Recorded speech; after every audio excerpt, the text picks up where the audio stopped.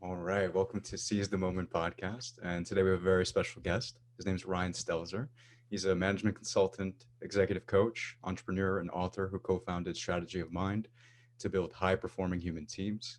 Ryan's also served at the White House as a presidential management fellow during the Obama administration, where his team was responsible for improving and sustaining high levels of performance across federal agencies. Welcome, Ryan. Thank you for having me. Thank And you. so before we begin, I wanted to read a quote from Ryan's website. So something is out of whack in our frenzied and increasingly wow, ruled organizations. In the pursuit of success, we've lost what matters most in attaining that success, the sense of trust between people that enables the building of collective values that lead to financial performance. In short, numbers are killing us. Valuing performance statistics and the bottom line above all creates dehumanized, hyper-competitive work environments that are destructive for organizations as a whole and literally life or death for individuals. According to research, work is one of, if not the greatest source of anxiety, depression, and stress-related disorders in all types of workplaces, from call centers to hedge fund managers to doctors. So, Ryan, what was so important for me about that was the fact that as a psychotherapist, a lot of times when I deal with my clients, they really, I would say probably something along the lines of 60 to 70%, they come to me for work related distress. And so the way our kind of companies, from my perspective, are structured in America is that you kind of have a place that's pretty, like you said, hyper competitive. And it's a place that doesn't really value in the individual as much as it does like their productivity or what they can produce in terms of the numbers for the company. So when you were looking to start, or when you and obviously Dr. Brendel, when you guys were looking to found Strategies of Mind, where what was it like kind of exploring some of these holes in these companies, and how did you kind of think of solutions at that time? It's a great question, and again, thank you for having me. It's great to be here with you guys talking this through. It's always a treat to speak with folks who sort of get it right away. It's an easier process, and then having to justify what we do. It's great to just sort of jump right in. So, when we got started, I was working in a very traditional consulting setting.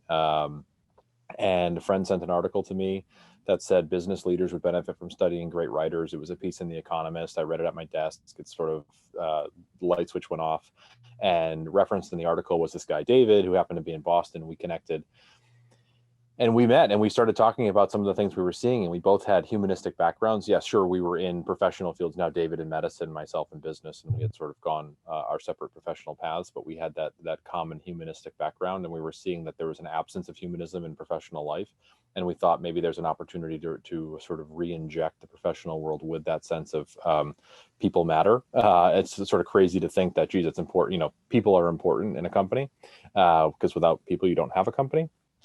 So what we got to talking about was how, geez, the skills that it takes to be successful. It's sort of like the famous book, What Got You Here Won't Get You There. The skills that it takes to be successful in the professional world are often skills that you develop as a student of the humanities, or student of just sort of even the social sciences. You're talking about dialogue and strategic thinking and communication, and having the ability to understand what's going on in the mind of your customer or your colleague. And these are things that you're not necessarily taught in an MBA program. But we thought there's a way to get these skills into the professional world through the back door, if you will. What kind of skills are we talking about? What would be a good skill that maybe someone could use to foster more of a sense of unity in a corporate environment? Yeah, that's a great question. The greatest skill that I think we could talk about right now, as far as qualitative versus quantitative, so the greatest qualitative skill would probably be this term, psychological safety. Mhm. Psychological safety has been studied for a number of years now. Google did a famous report on this in Project Aristotle, where they looked at what it took for a team to be successful. So what were the components of their high performing teams? And they studied this for a couple of years. They had Google being Google, they had a whole data center set up around this. And they looked at, geez, why were our top performing teams the top performing? And their hypothesis originally was that the top performing teams were the result of sort of like casting. They thought, well, if we put introvert with an extrovert, that'll go well. If we put an experienced person with an inexperienced person, that'll help. So we're gonna force the pieces together and have sort of yin and yang with our team members, and that's gonna complete the perfect puzzle. And what, in their words, they found is that they were dead wrong. And the only thing that really ultimately mattered on team performance, there were a couple of other factors, but the bottom line issue, the core issue of team performance came down to this idea of psychological safety. And psychological safety is the idea of feeling comfortable or safe to share ideas without judgment or reprisal from the group. So you can probably imagine the spaces that you've worked in the past where it wasn't psychologically safe, where you're sitting in that meeting with your team and you did not want to raise your hand, or you didn't want to jump in with that idea because you were afraid of being made fun of or mocked or ignored or what have you. And chances are you can probably think of some of the better places you've worked, and they're places where you do feel safe to share your ideas, and that you can sort of spitball ideas with one another and engage in the creative process. And so Google's research and a number of others, Amy Edmondson at Harvard right now, she's probably the leading force in psychological safety at the moment, have found that really it is the key ingredient to a high performing organization, is that if you have psychological safety. So that, I would say, is the biggest qualitative skill you can develop. And then of course we can get into how to develop it, but that's the piece of, that's like the biggest piece of the puzzle. Yeah, and in terms of communication, it also seems like obviously there's kind of I'll just kind of give an example to make it a little bit more clear. So I had a session with a client the other day, and so she was telling me, essentially kind of in our company, what it seems like is, for the most part, because it is sort of structured like a bureaucracy, for the most part, I mean, like sort of messages get lost.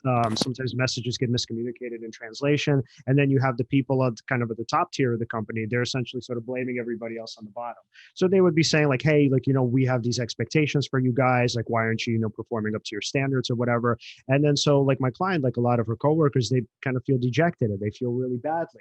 And they think, well, I was literally doing the best I can with the information I received. And it's like a lot of times, because the bosses are stressed out or whatever, they don't really want to hear it. They're like, well, like these are the expectations. And then the battle back is that, like, yes, we understand that these are the expectations. However, what would you like us to do with information that either isn't clear or isn't communicated? So I wonder, Ryan, from your perspective, do you find that maybe it's because, as let's say, kind of the what would you call it? Sort of maybe the kind of breadth or the depth of the company makes it difficult to communicate? Or I guess the question is, do you find that the communication is, like, for a lot of these corporations, like communication is one of the major barriers to success? So we always laugh, because whenever we're on the phone with somebody for the first time and we ask them, so what are some of the pain points that you're experiencing in your company? The first response is always, well, it's totally different here. We're not like any other organization. The problems that we're having are completely unique. And of course, they're not unique. They're probably pretty similar to what we see at other companies as well. But we just say, oh, okay, so tell me some more. And invariably, the one thing that always comes up is communication. That word appears in every single conversation we have. And any company, any business, organization, nonprofit, healthcare, I mean, everybody can do better at communication. It doesn't matter if they're the top performing, most psychologically safe, or the least psychologically safe. There's no question that everybody can do better, ourselves included. We can always do better communicating. But it's funny how that phrase is one that appears in every single client conversation we have. It's tricky because communication can mean a lot of different things at different organizations. Some people view communication as being, I get too many emails. Other people think communication means that that my boss talks to me instead of with me. There's no dialogue with my colleagues. It can take a lot of different shapes, and it's not necessarily the fault of, we have a tendency to think that, oh, this place is like this. It's not a communication heavy environment. So think about it this way. If you were a new employee going into a company and you were sitting there next to somebody who'd been there for 5 or 10 years, they'll probably tell you what it's like here. Like, this is what it's like here. And they'll say things like, oh, geez, it's not, people don't really talk here. It's not that kind of place. It's not that kind of environment, or maybe it is. And the fact of the matter is, you actually have agency and to change the environment that you're working in. And that type of environment, it's not instilled in the company's, founding principles. Like, a company that doesn't communicate today can be a communicating company tomorrow, because the people there can make that choice to communicate better, or they can work on those skills. So it's not something that's like set in stone at an organization, like, oh, my place of work is not a psychologically safe environment. It's not it doesn't value dialogue. Well, that can change by individuals. It doesn't always have to come from the top down. There's a tendency to say, oh, well, it's the, it's the tone set by the CEO, or it's the tone set by the senior managers. And that's true to a certain degree. Yes, of course, that is, they are partly responsible, but everyone's responsible for, communication is a two-way street. So if the team is communicating better, chances are the CEO will start to communicate better, and vice versa. That's interesting. Yeah, if somebody actually exercises their own agency and becomes more at the cause of their interactions as opposed to the effect, they don't feel like they're just in reaction to everything that's happening. They can sort of set their own sort of pace and actually encourage more dialogue. For instance, maybe there's this, I mean, I'm not into hypnosis or anything, but there's this principle in hypnosis to always go first. Like you have to sort of hypnotize yourself and then try to hypnotize the client. In that sense, I mean, if you want other people to be vulnerable with you, you'd probably have to go first and be vulnerable yourself. Or if you want people to have a sort of a jokey vibe with you, maybe you start to throw out jokes first, or social, etc. Right. Yeah. Right. It's like you're sort of just you're influencing the environment by sort of being the first cause. Yeah, you don't have to be at the effect of everything, right? That's very interesting. Yeah, Ryan, sorry, go ahead. no, I was going to say, is that something that you found in these companies too? Yeah, exactly. If you're sitting there, at home talking to your roommates or your spouse or friend, and you're saying, geez, we have such a terrible communication problem at my place of work. Instead of going in the next day and expecting it to change or hoping that it will change, there's some steps that you can take to actually enact the change. Think about, well, all right, look, I'm not going to solve the communication challenges of this organization by myself, but what are the things that I can do to try to make a positive impact here? And maybe that's engaging in conversation with a peer, or setting up a weekly conversation with your manager, or whatever that looks like. It can take a lot of different shapes, but at the end of the day, you have agency to enact a small slice of that change, and then hopefully it will be a ripple effect. And you can just continue to spread that that sense of dialogue throughout the organization if communication seems to be the struggle. Right.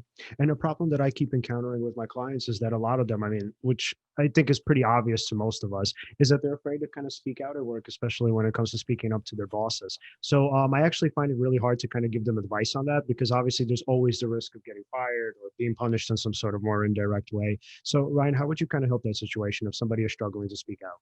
Yeah, no. So do not go into the boss's office and put your foot down and say, we need to communicate better, and here's how I'm going to, because that's not good communication. That's not effective communication.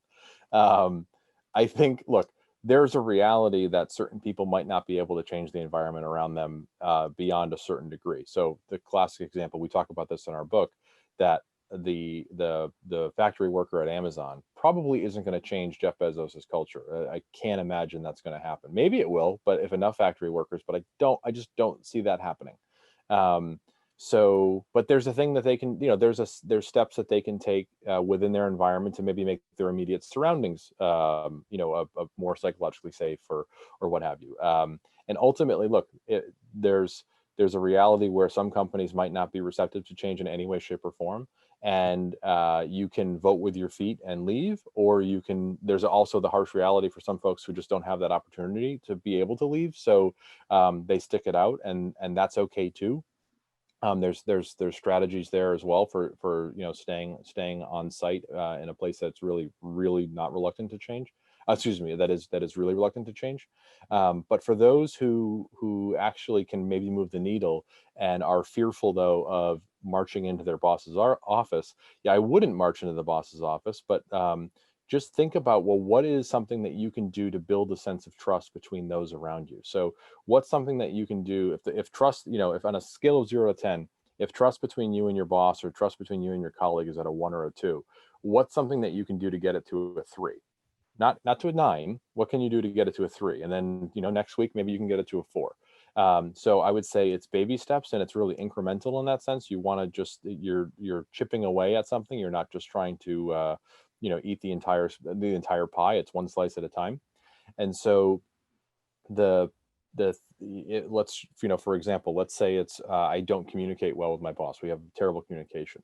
Well, in what ways do you communicate currently? You can start by engaging in active inquiry with yourself and asking these open-ended questions like, okay, well, what are the things that we're doing now to communicate? Well, we have a monthly meeting. Okay. Is there an opportunity to meet with the manager more frequently? Or is there maybe a weekly check-in via email, or, little things that you can do to just sort of move that needle along? Nothing that's extremely disruptive or certainly not disrespectful or anything that would be grounds for termination. But I can't imagine, asking a manager for 5 minutes of time, around lunch once every 2 weeks would be grounds for termination. So you do things that are difficult. Absolutely. I mean, actually think about how much courage it would take for somebody to go up to their manager who they don't have a great relationship with and saying, hey, can we just grab lunch, maybe in a couple of weeks, or, check in every now and then. That takes a lot to do that. But ultimately you do have the agency to do that. And what you're doing, asking to go out to lunch or asking to have a conversation with them on a scheduled basis, isn't grounds for termination. There's nothing there that would be disrespectful or egregious. So it's trying to find those little things that you can do to just move the needle incrementally along the way. Yeah, plus exercising certain conversational skills, like, for example, actually actively listening to someone, right? A lot of people, what they're doing, they're always waiting for their chance to talk, right? They want to just contribute what it is they had in their mind, waiting, to give that answer, or they have like a taker's mentality. They're just about, what can I get from this conversation, as opposed to, what can I contribute, right? And when you take that attitude, I noticed when you're seeking more to contribute, to really listen to the person, it kind of lets their own guard kind of go down, and you start to establish more of a rapport, and that could lead to more trust, I think. Absolutely, yeah, no question. And so, for example, the step-by-step process that we use is, we call it Think, Talk, Create. And that's actually the title of our book, which will be coming out next year. But so Think, Talk, Create really is that methodology to engage in active inquiry. And active inquiry is the process of like you said, being present, having a clear mind, actively listening, and using open-ended questions, having a conversation, and then creating something as a result of it. So that sort of that practicum of Think, Talk, Create can be applied in situations where you're going into that manager's office for the first time, saying, hey, we got to come up with a solution for next quarter, or else we're going to be in deep trouble. So let's practice the Think, Talk, Create process. So, think is really, you have to really calm your mind. You have to be in a clear state. You have to maybe take some deep breaths and just be present and be ready, and have that that thought process organized in between your ears. And then the talk process is going in there and, like, to your point, not waiting to speak, but actually listening to what they have to say, asking questions that aren't closed-ended. Closed-ended questions are things that the response to be yes or no.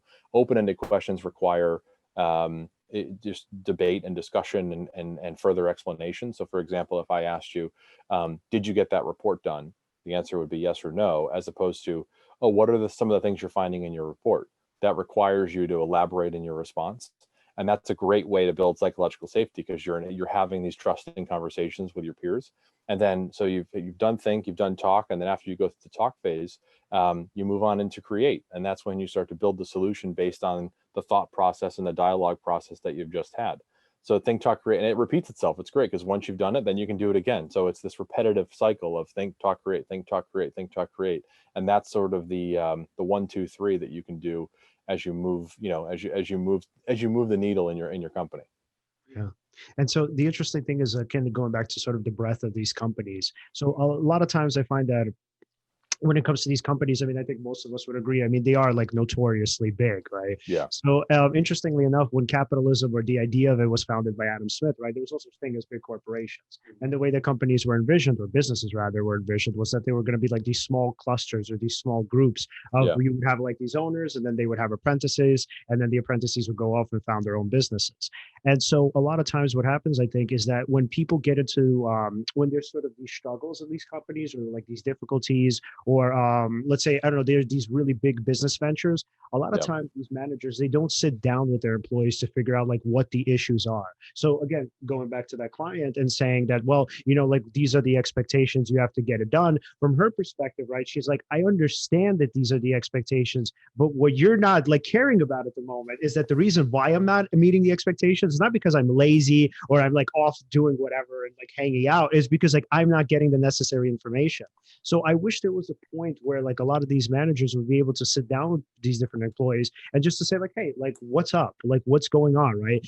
We know we had these conversations, maybe several months ago or whatever, and we talked about like what the guide was, and you seem to have like really grasped it and grasped it really well. And so like what happened, because you seemed really enthusiastic about it, right? And then maybe the employee would say, well, here's what's going on, I thought I was getting good information, and then it kind of came back, and there was some miscommunication or whatever. But the interesting thing, or I guess the really unfortunate thing, is a lot of times it doesn't happen. And I know, Ryan, you speak a lot about kind of Danny Kahneman and cognitive biases.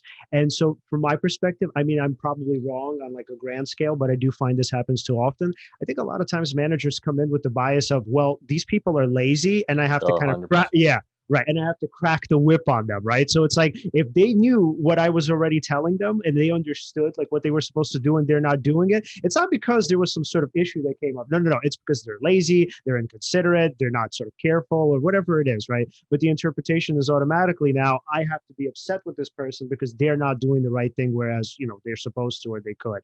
Is that something you find too?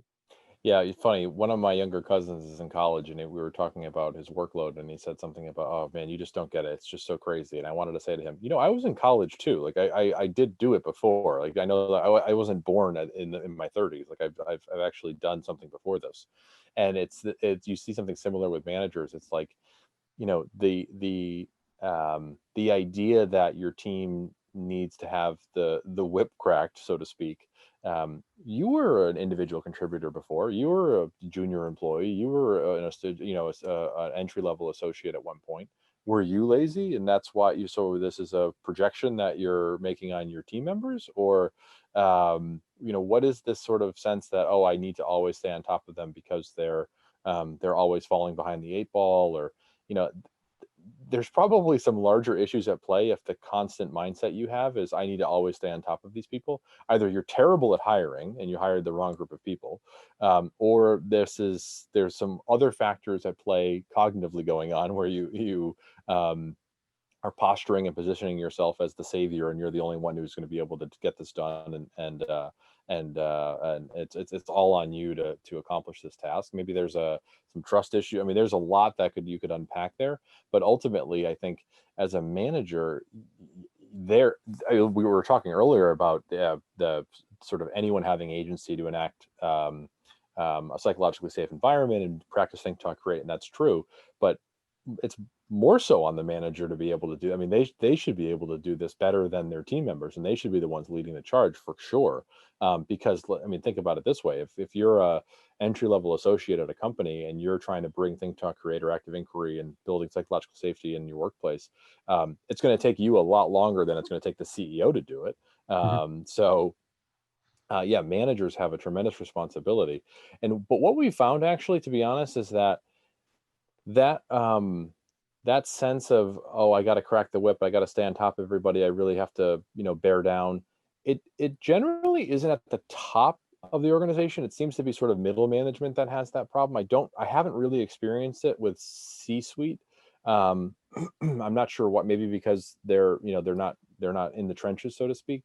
But in large organizations, I really haven't found CEOs. I mean, they're tough, and they certainly stay on top of their team, but they're not having to really have remedial conversations, or all, they're not always saying like, geez, my team's inept. It doesn't have that sound.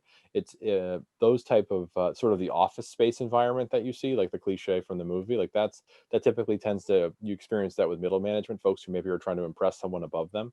Mhm. um, and when in writing the book, when we were talking, when it's funny, when we wrote about all of these examples of dehumanization in the workplace, of people being bad actors, absolutely no question that senior management and CEOs set policies and procedures and practices in place that would allow it to happen, and they enabled it to happen. Mhm. But the actual folks who were carrying out the dehumanizing actions were generally middle managers. So we talk about a story in the book where this is true. There was a large organization, and it was a small company that was bought by a larger company. And when the large company came in, they said, our policy is that you can't have any personal items on your desk. So no photos, no sweaters on the back of your chair, No red staplers. nothing. Yeah, no red staplers, exactly. Nothing. You can have nothing personal on your desk. So the the corporate office was in a major city away from the small town where this office was located, and folks generally abided by the rule. But like a lady had a picture of her kid on her desk, small one. Somebody had their sweater or whatever that someone would have, maybe a sports calendar with their favorite team. And one night, managers from corporate flew in, and they went into the office and they swept all of the items off the desk onto the floor with their hand. They went right across the room and just swept all the personal items onto the floor like a hurricane. Wow. And the team came in the next day and turned on the lights, and they thought that there was like a microburst in the office because all of the items were all over the floor. And then what they would, after looking, they found that the only items on the floor were the personal items.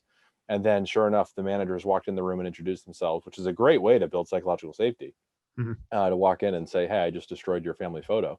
And that was their practice, was they just went in and sort of swept it off the desk.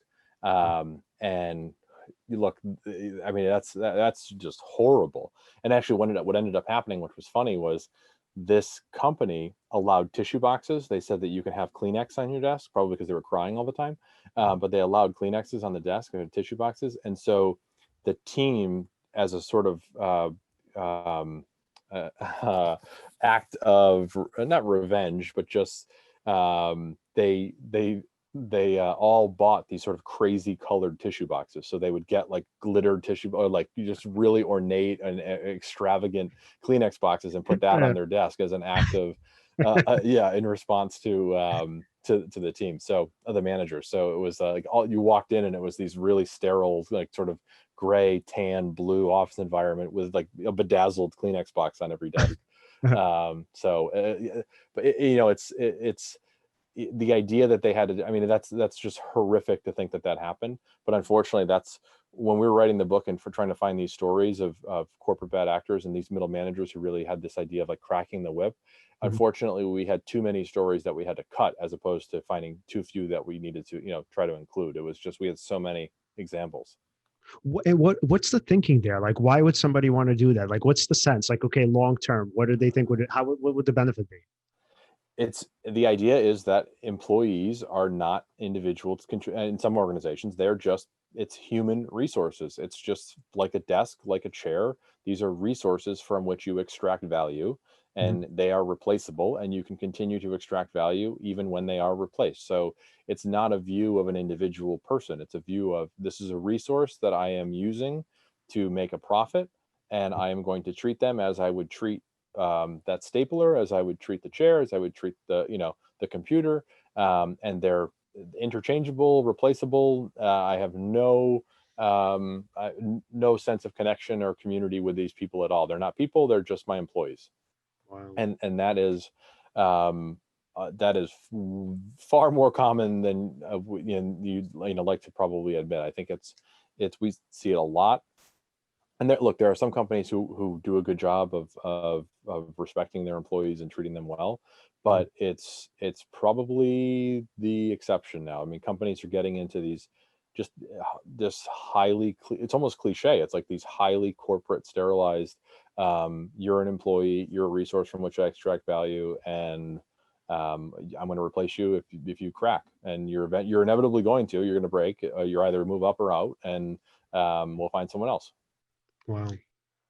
What's a shame about that is, and this is just not even outside of the workplace, when you set an expectation for someone, especially if you're viewed as in terms of status as superior, so like let's say a middle level manager, a lot of people under you are going to try to be as congruent as possible to the identity that you put out for them. So you have a tremendous responsibility as somebody's superior to craft as best of an identity as you can for the people that are working under you. Of course, there are going to be some strong-minded people who are, they're going to have, they're going to exercise their own agency. They're going to be free thinkers, critical thinkers, nuanced thinkers. Sure, but that's not going to be the case with every single employee, especially an entry-level employee. Not to put that kind of expectation onto somebody. It's just something that you may observe, right?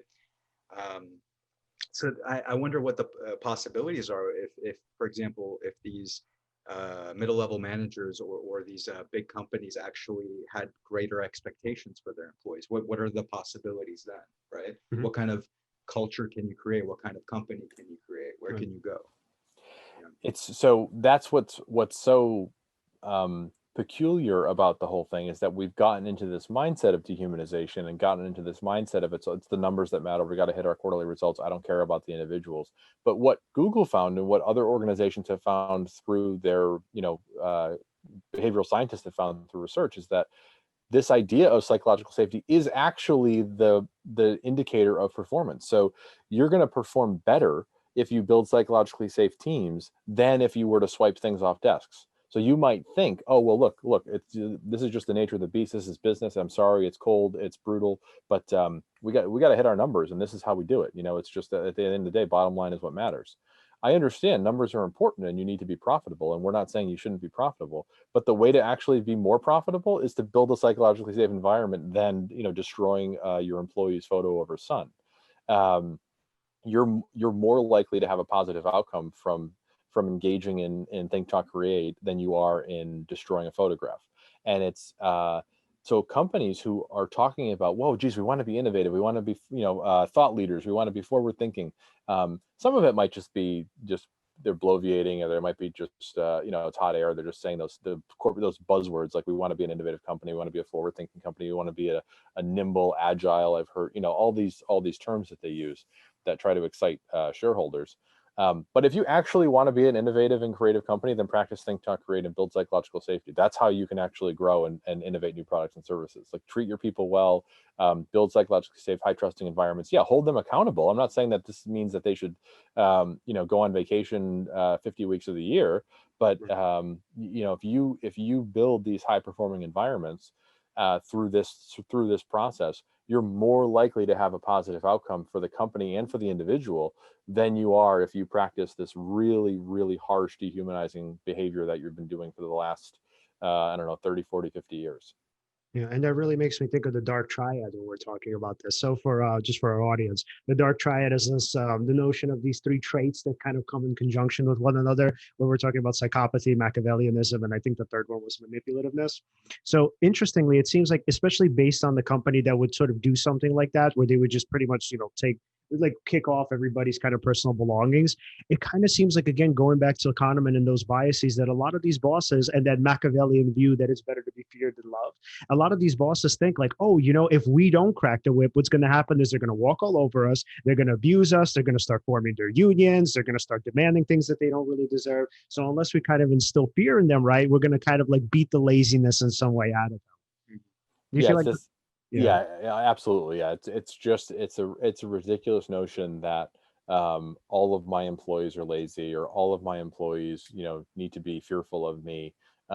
That's absurd. I think employees can look. The most rewarding relationships that I've had with managers are managers that I'm a little fearful of, no question. I said at the White House, there were a couple of managers I had that I was terrified of, but they were incredibly warm, incredibly thoughtful, and they really tried to build a trusting relationship with the team, a high performing relationship with the team by engaging in open dialogue, open communication. They really put think, talk, create to heart, and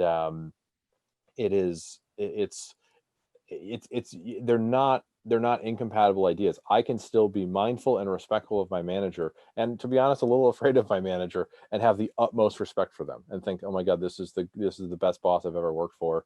And there's a couple that come to mind that I worked with who are just, and they were just remarkable professionals who the team outperformed because they just had so much respect for so much respect for them, but they were also afraid of them. Right. Right. And it's as though fear is this nuanced concept. Because I could tell you guys, so like my college mentor, who I'm still really close with, so he was also a philosopher. So the thing is, I'm actually afraid of him, but not in the sense that you would be afraid, I guess, of a boss. So like if I were afraid of my boss, I'd probably be afraid of like getting fired or getting my hours cut, which I've had happen multiple times with like really bad bosses, where they would literally just get mad and be like, we're cutting your hours. So why I'm afraid of my mentor is I'm actually just afraid of letting him down. So it's not like he's going to yell at me or like curse me out or anything, but I know the reaction that he's going to give me. So I will tell him that I did something and he'd be like, wow, I can't believe you did that, man. Like, he's like, I really expected better from you. And I'm like, no, I hate that so much.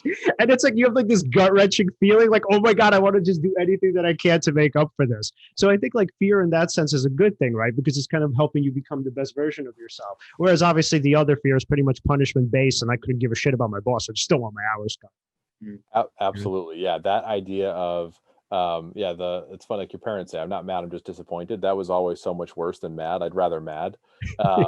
And it's the same thing. Yeah. With managers who you have that level of respect for, who you're also a little fearful of, but it's that fear of, geez, I don't want to let this person down. I don't want them to be upset with us because we let them down. I want to have a good outcome here. So I'm going to, do my darndest to try to make this work. And that's because that manager cultivated that relationship with us. And we knew that she had our back, and it was very present in our minds that we were working in conjunction with her, and that this was going to reflect poorly on her if we didn't do a good job. And then she could get fired, and then, we'd be with a terrible manager. So, the high, it's funny you say that, the high performing relationships that I've had and the environments that I've worked in has always been with a manager, to your point, that you're not fearful of, in the sense of, oh, they're gonna let me go tomorrow, or they're gonna yell at me or anything like that. It's more of a, I'm afraid of her being disappointed in what we did. And that's far more of a motivator for me than forgetting, because if I've worked with bosses that are not pleasant, and I could really care less. I'm not, if I'm not motivated to help you, you're not there. There's no drive here for me to help you. But if you're a manager who cultivates that type of psychologically safe relationship, then I am more motivated to help you. Yeah. And just to maybe pivot a little bit, what would you say for people, or in the context of work, who are kind of dealing with burnout or motivation issues in the context of the pandemic, in terms of they're not doing what they used to be doing. They're not necessarily traveling to work. If somebody was taking the train or their car, their whole routine was disrupted. What would you say? How could somebody sort of deal with, let's say, burnout? Yeah, it's a real problem, and even without the pandemic, burnout's an issue in organizations. We all experience it from time to time. I experienced it plenty of times, but with the pandemic happening upon us, and it seems to not be getting better, it's going to be worse before it gets better. There is there can be an overwhelming sense of dread, of fear, of anxiety, of panic, and just all of those emotions and all of those feelings and sensations just come together, and loneliness, and they can sort of form this feeling of burnout, of being just sort of drained and done with it all, and lost. And I would say the look at at a baseline level, if you need to have a conversation with a mental health professional, have that conversation. Get help. It does work. It is a benefit. So if you're feeling like you need to talk to somebody, have that conversation with whether it's a therapist, whether it's a social work, whoever you can have a chat with. You could even text into crisis text line, CTL, 741-741, and it's an anonymous texting service, and you can get support services, and it's completely anonymous, and you can chat with a crisis counselor who will help walk through some of your burnout issues, and you can just talk through some of the thoughts you're having. So at a baseline level, if you're feeling the need that you need to reach out to somebody, please do reach out to somebody. Then from there, I would say, you can look at this a couple of different ways. Practice active inquiry with yourself a little bit and say, well, what are the things that are causing me to feel burnt out? Is it, geez, what am I doing and why am I doing it? So we're talking about career related issues. Is it, I feel really lonely, and I'm feeling kind of isolated, and now I miss my colleagues. So is it more of a social element of burnout? Um, is it anxiety driven? It's this fear of the unknown? I don't know what's going to happen next. I'm tired of not knowing what's going to happen next quarter. Are we going to be laid off? Are we not going to be laid off? So it's more procedural burnout, if you will. Burnout can take lots of different directions and lots of different shapes. So I would say the first thing is, if you need help, talk to somebody. But the second thing is, try to practice active inquiry with yourself and figure out, well, what are some of the feelings and the thoughts that I'm having that are causing me to feel burnt out, and then try to address them in that sequential process. So let's take, for example, the I feel lonely, which is a common one. Folks are not dissatisfied with their job. Like I can think of plenty of examples of folks that I know and I'm friends with who love their work, but they're feeling really, really isolated now because they're sitting in their kitchen for the eighth month in a row and in their slippers, on the phone. They're feeling kind of as though they're on an island. So there's steps that you can take to try to rebuild that sense of community. Sure, we're not probably going to be sitting in an office in the near future, in the immediate future, but maybe there's something you can do, whether it's watching. I watched the new Borat movie with a friend of mine over Amazon's share link, so you can watch it together. There's things that you can do with your peers, and maybe there's things you can set up to arrange or sort of reinvigorate that sense of community that you had. Maybe it's a game night over Zoom, or maybe it's something fun and something not work related. I think we're all sort of zoomed out a little bit as far as work meetings go, but there are a number of creative things that or steps that you can take that would maybe help just sort of make you feel a little bit more connected. And so that's like I said, that's probably the core of it, is that if you need help, talk to somebody without question, but just try to engage in active inquiry with yourself and figure out, well, what is it that's causing me to feel burnt out? And too, you're not alone. I mean, we're all experiencing this sense to some degree over, depending upon how long the day is. It feels with the news cycle, some days can be longer than others in 2020, but yeah, just practice active inquiry with yourself and figure out which direction burnout's taking, and then try to address it in a sequential process. Yeah. And so, Ryan, what fascinated me most about your work was your practical use of philosophy. So can you tell us a little bit about pretty much your background in it and how you ended up merging philosophy with consulting? Yeah, so I philosophy undergrad and went into graduate school with the full intent of going into academia. I was going to get the PhD and become an academic. And when I was at school, there was a program that in DC that I could go and try to take advantage of, and because it was a 2-year window. So Chicago had this really great idea where if you were on the PhD track, you could take the master's degree, leave for 2 years, and come back to do the PhD if you wanted to. It was really a great sorting tool. It was a great way to weed out folks who weren't committed to the PhD. And so I took that route of going for 2 years, took the master's degree, had every intention of coming back to do the PhD, and then went into DC to work in government. Spent time at the White House and did sort of my real world work, if you will. Not that the government's real world work in that sense. It's sort of its own bubble, but I saw what a professional career looked like, and I thought, oh man, this is pretty interesting. And I found that I was using philosophy more than I thought I would. I went in there with kind of imposter syndrome, thinking, well, I'm not qualified to do anything because I have a philosophy degree. But actually, what I found is that apart from surgery, I was qualified to do pretty much anything with my philosophy degree, because the skills that you develop are so foundational to every single professional track you can possibly think of. And so I was really relying on philosophy quite a bit in government. And then a lot of the folks I worked with happened to be management consultants. We had a lot of McKinsey folks in DC. We had a number of other organizations as well. And so I went into consulting afterwards thinking, well, I can keep doing this. I can keep putting philosophy to work. And sure enough, I was thinking critically. I was, building strategy. And I thought, well, maybe there's something to this. There's something, there is something here. And that's when coincidentally I got that article from a friend of mine who I actually worked with in DC, the Philosopher Kings article that said business leaders would benefit from studying great writers. And the article was called Philosopher Kings.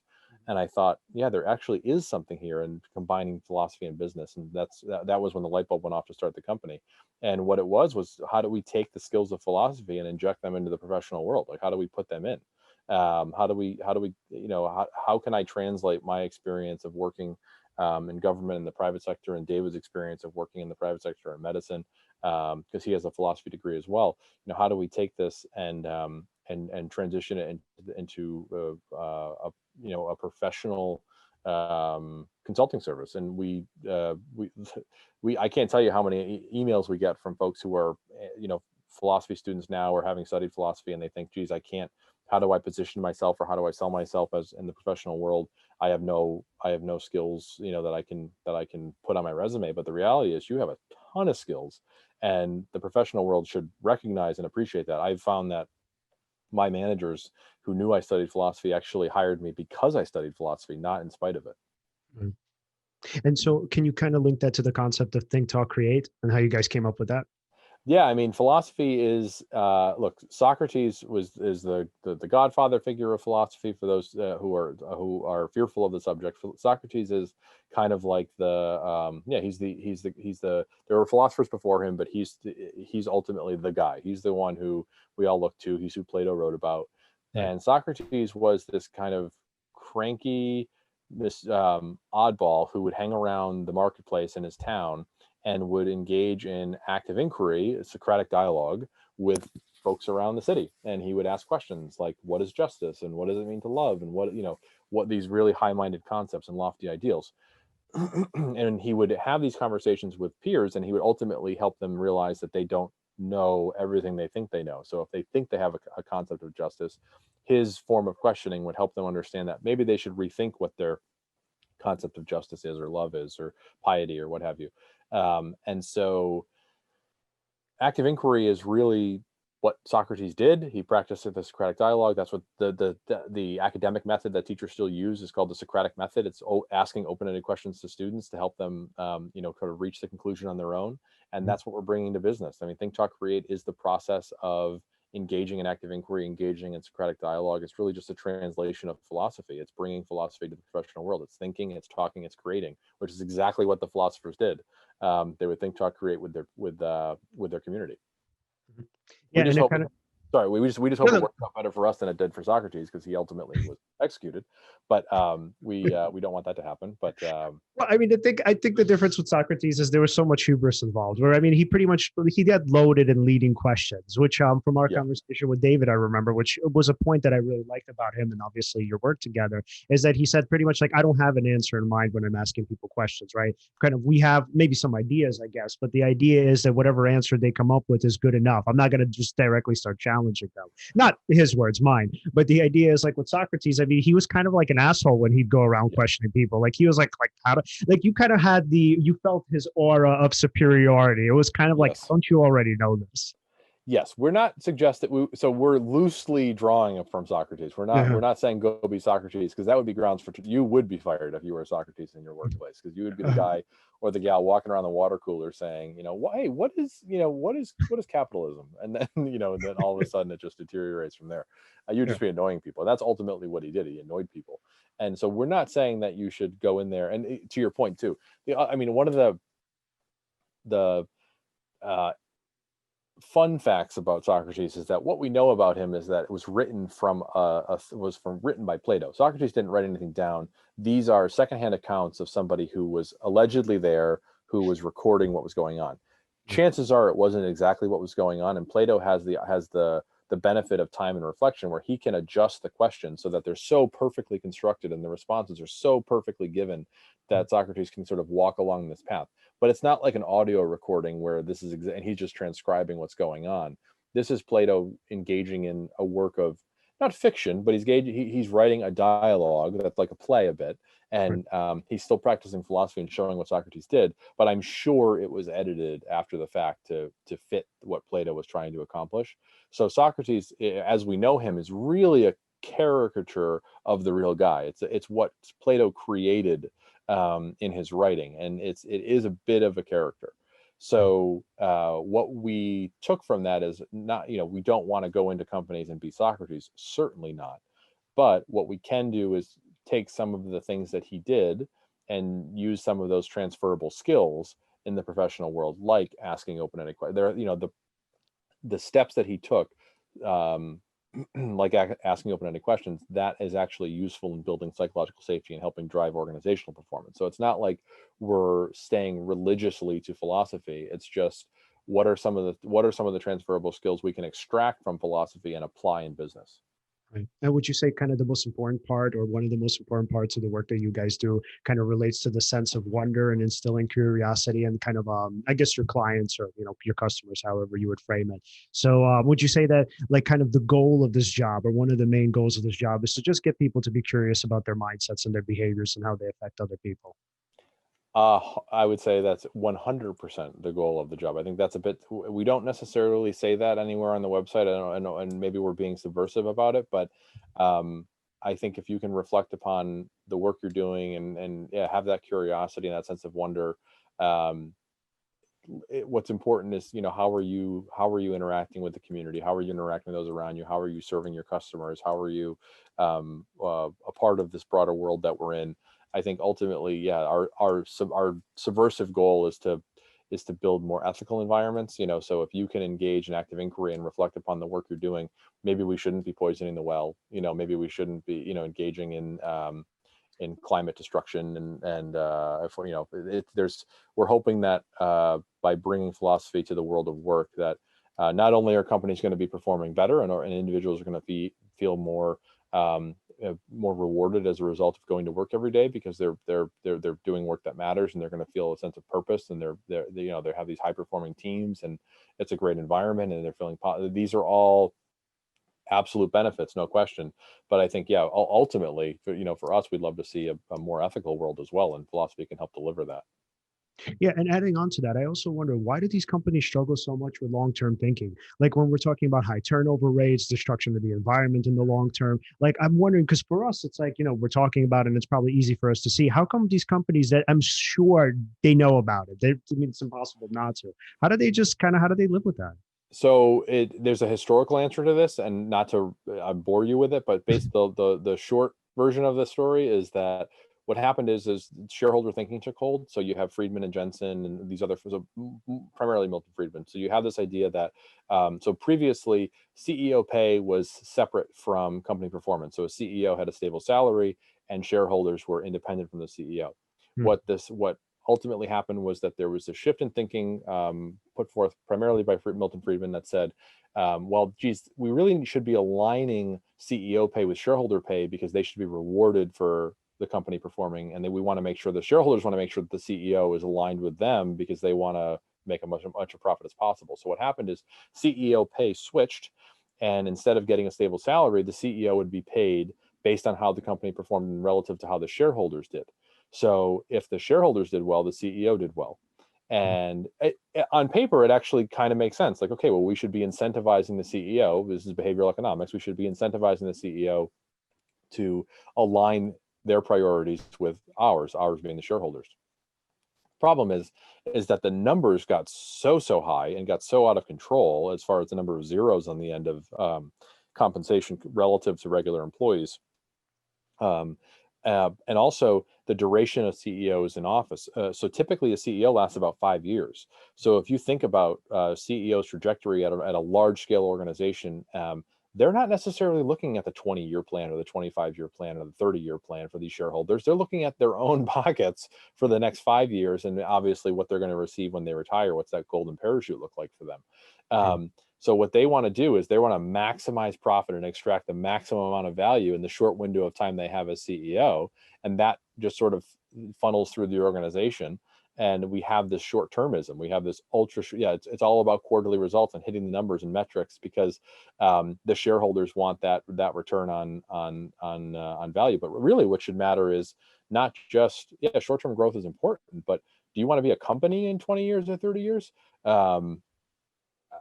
I hope so, but I think shareholders have the mindset of, no, it's here and now. I want my money now. I'm going to maximize value, and CEOs are aligned based on their pay structure and compensation, and that was the shift. Wow. Out of curiosity, what would you say is one of the greatest challenges that you might face as a consultant when doing change work with your clients, in the sense that let's say a client comes to you and they're attempting to change their company culture. They're trying to um, learn new leadership skills, right? Yep. And let's say it's somebody who doesn't take feedback very well. It's somebody who's a little stubborn, right? What what's the biggest challenge you've seen with trying to get them to embrace the uh, that feedback, so this way they can actually internalize and learn these new skills? Because there are some people you can tell them, oh, in order to be a great leader, you need to be concerned with psychological safety in the company, care about your employees, care about how they feel, all that. Some people will just be like, oh, okay, that's what you're supposed to do. Okay, good. All I need to know was what are the rules. Some people won't take that. What's your experience with that?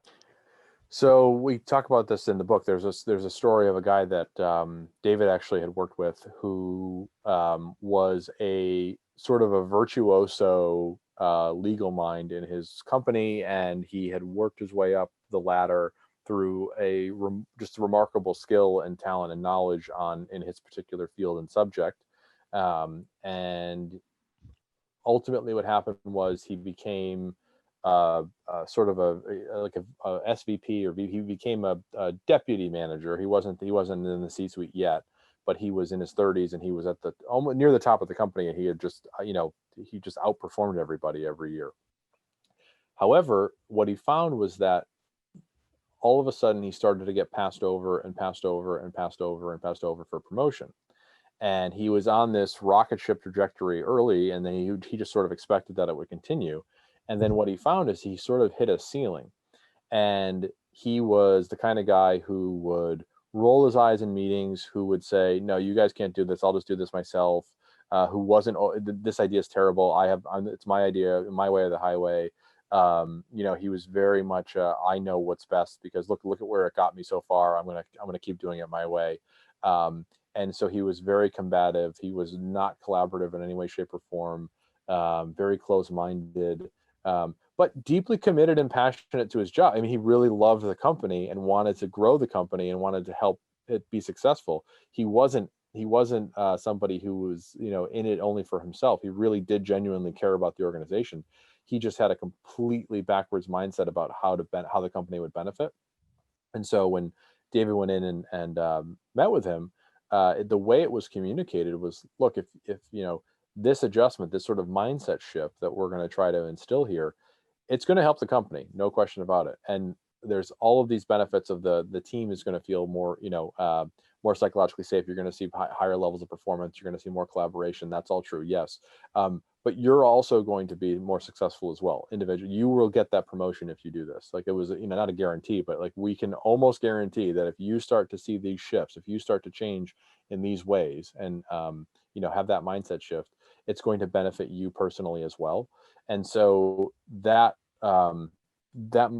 aligning that motivation for him was really helpful, and we were able to adjust the mindset, put think talk create into practice, and he sure enough got the promotion within 2 years. Like, I mean, and the people reported that he was receptive to ideas, he was creative, he was innovative, he was collaborative.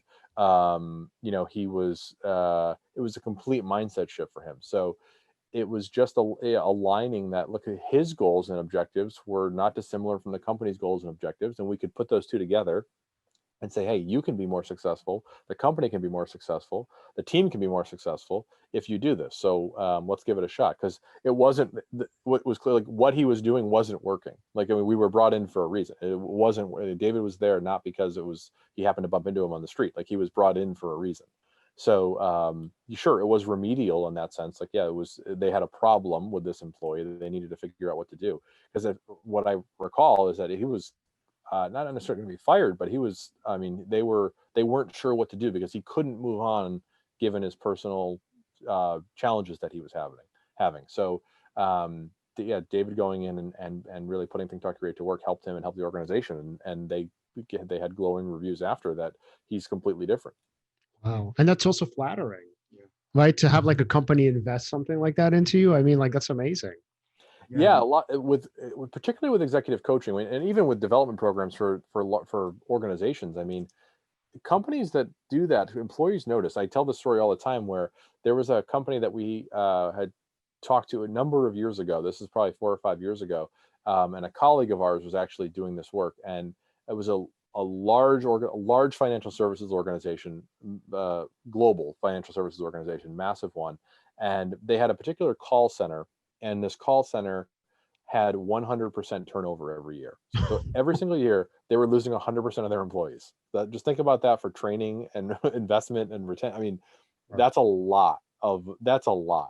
And the management finally recognized there was a problem here. Maybe there was an issue here.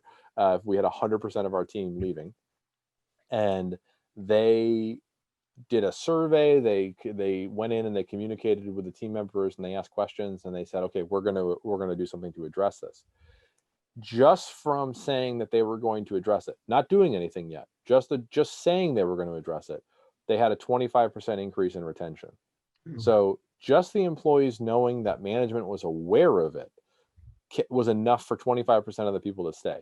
And then once, inevitably the year later when they did do the program, then that the retention rates went up even further. So it's when companies take that time to it's silly to say invest in an employee. Like, how much does a development program cost relative to the employee and relative to the potential benefit you're going to get from their productivity increases? Like, it's not it's a drop in the bucket as far as an investment is concerned for a large company to bring in either an executive coach or a development company and work with team members, and the benefits are just can be massive.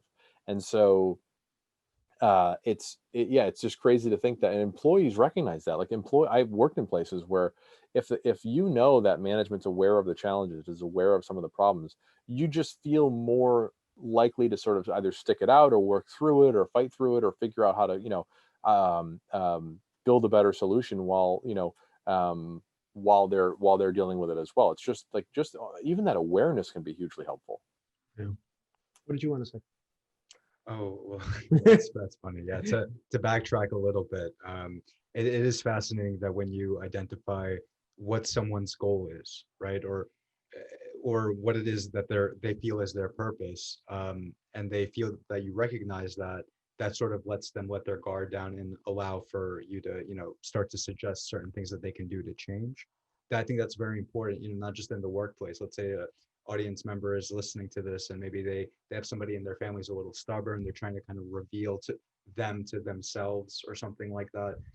Perhaps, yeah, being able to identify what it is that they want and maybe trying to align them with that, that's interesting. That could be one method to sort of get someone to start to change a little bit.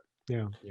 Yeah, and it doesn't have to be pass the ball around the circle type of the kumbaya. We call it the kumbaya circle, where it's like everyone sort of dreads it, and you eye roll at the idea of having to share your thoughts and feelings with your team members.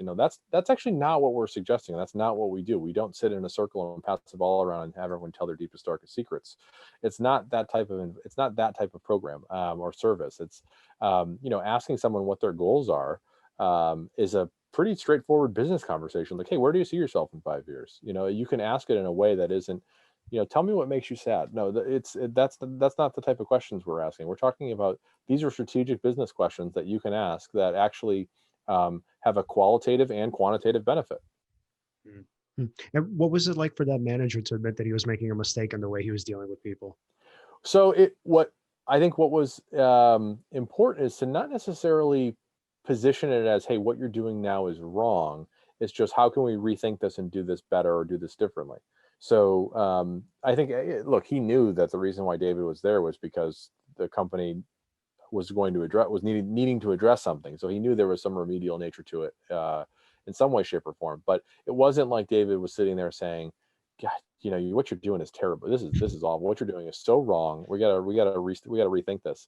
It was let's do a mindset shift. So what are some limiting beliefs and behaviors that you have currently, and how can we transition those into aspirational beliefs and behaviors, and just try. It's just basically trying a different strategy. Like, hey, the way you're doing things now, maybe you're not getting where you need to go in the right amount of time, or it's not, you're struggling to get there. And so what's another way we can get there? Okay. Excellent. I love that. All right, Alan, final questions before we go, man. Oh yeah. If we wanted to follow your work, where could we find you? The best place to go would be our website. So www.strategyofmind.com. From there, you can follow our Twitter account, our LinkedIn accounts, respective personal LinkedIn accounts, Instagram. We have a podcast that we're just launched this summer, and our book will be coming out next fall, in fall of 2021. And it's called Think, Talk, Create. And you can sign up on our website to be subscribed and stay updated about it. And we're giving away free signed copies for folks who a chance to win a free signed copy if they sign up for our email list. Oh, that's awesome. I'm actually really looking forward to reading your book, man. Like, I'm sold. I think it's going to be great. I appreciate it. Thank you very much. I'll have to send you guys a copy. Oh, awesome. Yeah, absolutely, man. I mean, maybe we can even have you back when the book comes out. That would be great. No, I'd love that. Okay, awesome, man. All right, thank you so much for coming on. This was such an insightful podcast. Thank you for having me. All right, let's be in touch soon, man. Take care. Bye. All right, that was awesome. Yeah, that was really fun. So guys, if you want to follow us at Seize the Moment Podcast on Facebook and on Instagram, and at Seize_podcast on Twitter. Like, subscribe, Hit the bell. And then also you can find us at the O4L Online Network at o4lonlinenetwork.com. And you can find us under the STM podcast section. Guys, again, thanks so much for watching, and see you next time.